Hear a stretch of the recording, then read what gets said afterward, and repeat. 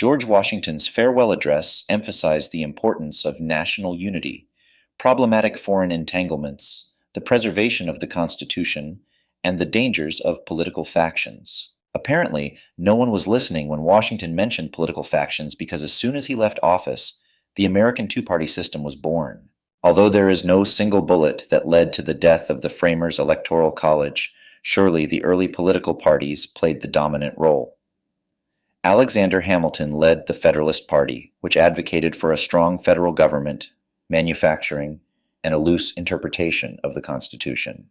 Thomas Jefferson led the Democratic Republican Party and advocated for limited government, agrarianism, and strict constitutional interpretation.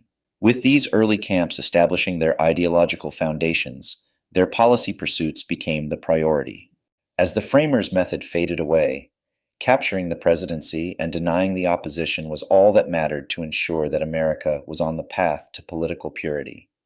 It is very common to blame the two-party system for many of America's political problems, and this is certainly true of the demise of the framers' Electoral College, but, like any significant event or change in the world, there are a number of factors involved.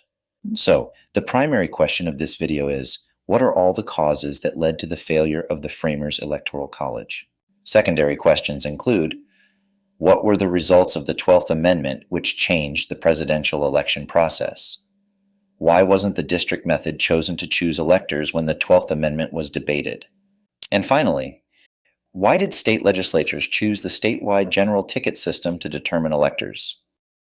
According to the political scientist Tadahisa Kuroda, author of The Origins of the 12th Amendment, the Electoral College in the Early Republic, 1787 to 1804, there were three primary reasons the framers failed to create an electoral college that practiced the framers' original concept. First, the framers did not anticipate the significant influence of George Washington, whose popularity led electors to select a president instead of nominating a list of candidates in the first two elections. They also underestimated the rise of national political figures, which made it easier for electors to consolidate their votes around one of two potential candidates. Lastly, the framers did not foresee the formation of political parties at the national level, which allowed the parties to control electors and rally support for a single candidate to secure a majority. In addition to Kuroda's three suggestions, another three arguments will be made.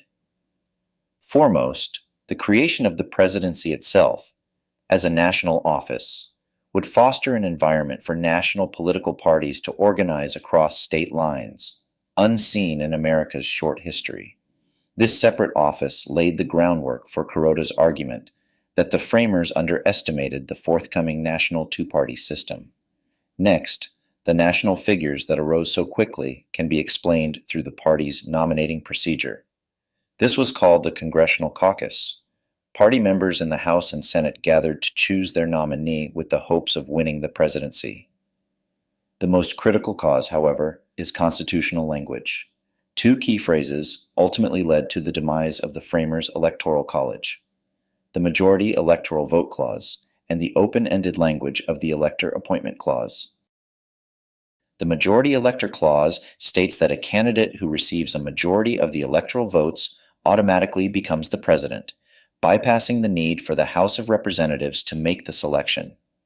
This allows for a majority winner to become president who has nationwide popularity. Or more importantly, it allows for someone who isn't necessarily popular but has a strong organizing apparatus, such as a political party, to achieve an electoral vote majority. If political parties can organize themselves and promote a national candidate, they can skip the nomination phase and also prevent electors from choosing the so-called continental character. Instead, they could force electors to vote for a candidate the party has already chosen. The framers were open to someone winning the presidency through a majority vote. However, their design was for the electors to choose someone organically through the elector's second ballot.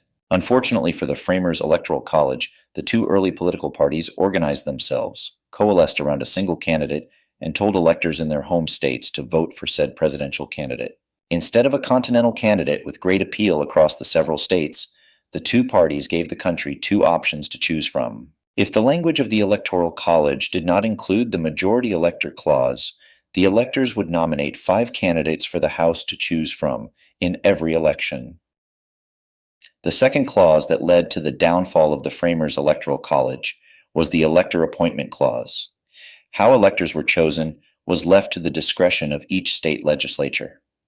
Another way to say this is the majority party of the state legislature can choose how to appoint electors. While the language suggests flexibility in choosing the method, most states have opted for statewide general elections to select electors, with a few exceptions. Despite the freedom of state legislatures to make their own decision, they have overwhelmingly chosen the winner-take-all method to ensure all electoral votes go to one candidate. In the early days of the Republic, the state legislatures usually chose electors. Over time, states transitioned from using the state legislature to holding statewide general elections. The expansion of the electorate and the popularization of democratic ideals played a critical role in states using the general ticket to choose electors. This is the system we're all familiar with today.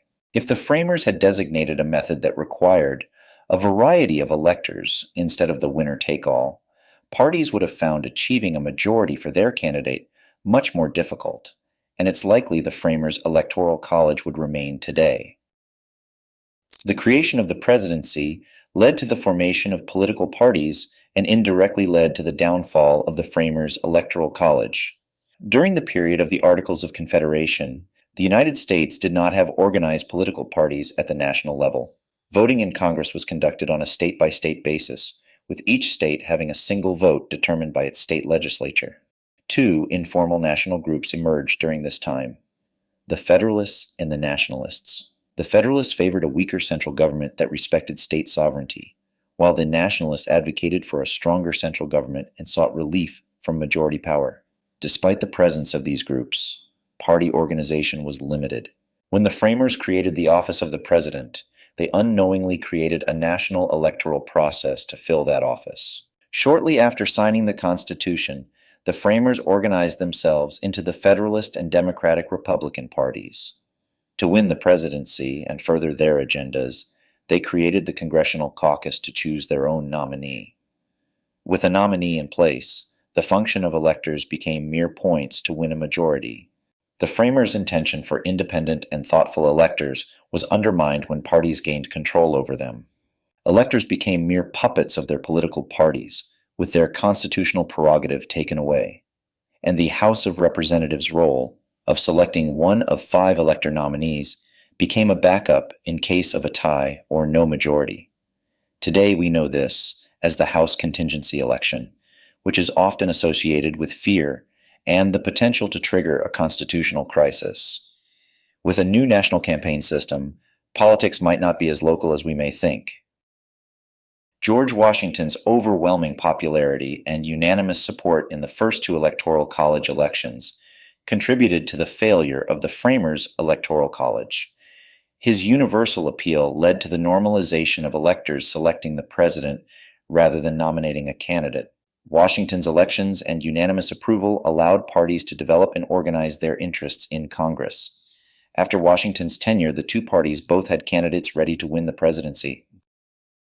The Congressional Caucus was the catalyst for political parties to take the presidential nominating system from the electors. As Kuroda pointed out, the framers did not expect national figures to emerge in the political scene. With the Congressional Caucus, this transition was accelerated. With all of the most influential party leaders amassed in Congress, they could easily assemble and decide which candidate had the best chance of capturing the presidency.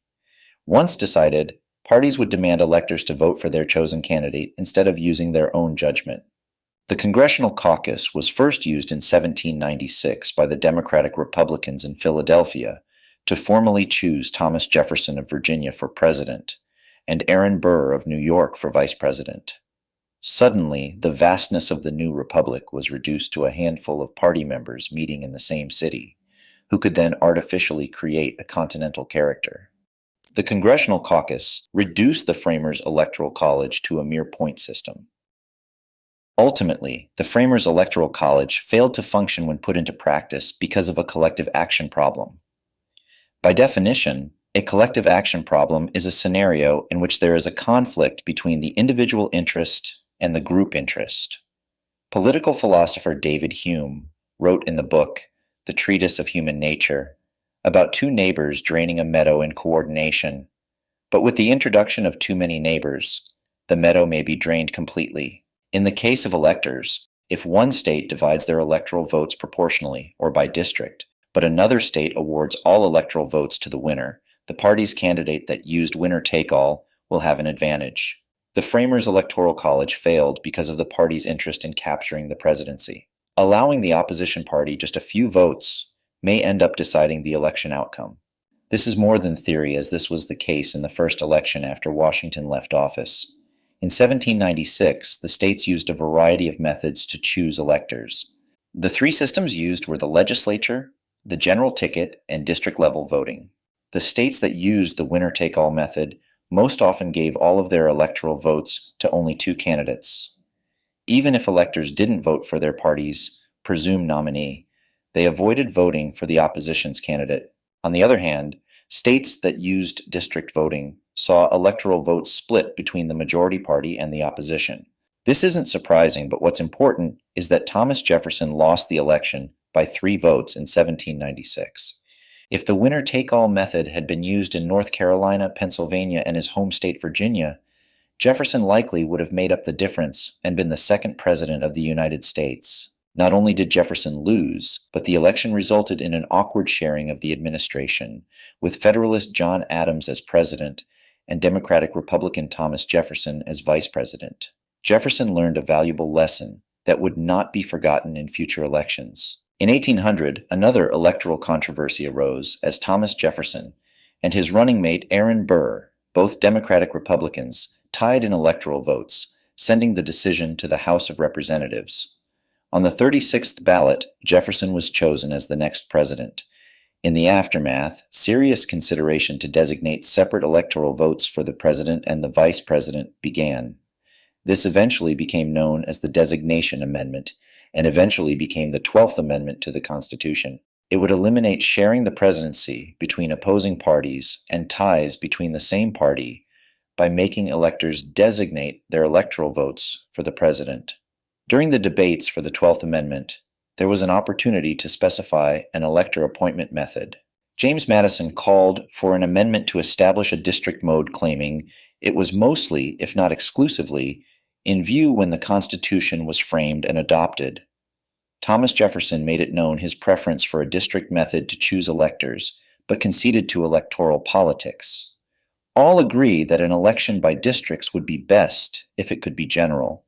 But while 10 states choose either by their legislatures or by a general ticket, it is folly and worse than folly for the other 6 not to do it. Due to the elections of 1800 and 1802, the Democratic Republicans held supermajorities in both the House of Representatives and the Senate, if they desired.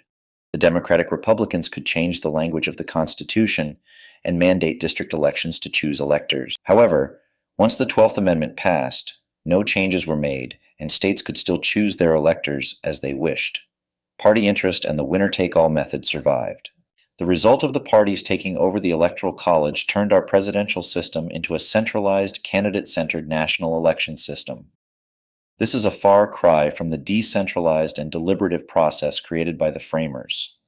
Regardless of its presentation as a democratic system, the modern Electoral College does not practice the framers' method and is a process oblivious to Washington's warnings when he bid America farewell. Thanks again for watching the Framers Method. If you want to support this channel, please like and subscribe on our social media platforms, and consider supporting this channel on your preferred membership platform, all of which can be found on the website at framersmethod.com.